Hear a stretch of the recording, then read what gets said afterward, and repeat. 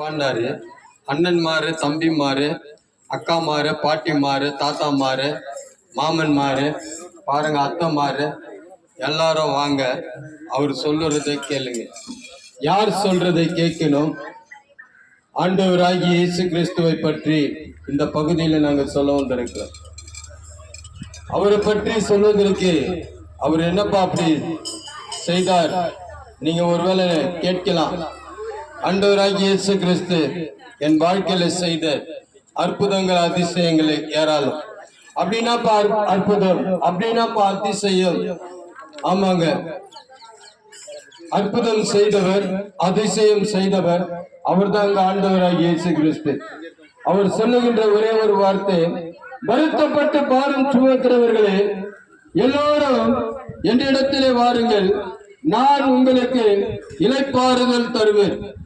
வருத்தம் என்றால் என்ன? பாரம் என்றால் என்ன? வருத்தம் என்றால் நம் பிள்ளைகளை குறித்து வருத்தப்படுவோம், தன் கணவரை குறித்து வருத்தப்படுவோம், பாரப்படுவோம். எதுல பாரப்படுவோம்? ஐயோ என் சரீரத்தில் ஏற்பட்ட ஒரு பலவீனம் வந்து விட்டது, அதை குறித்து நம்ம என்ன பண்ணுவோம்? பாரப்படுவோம்.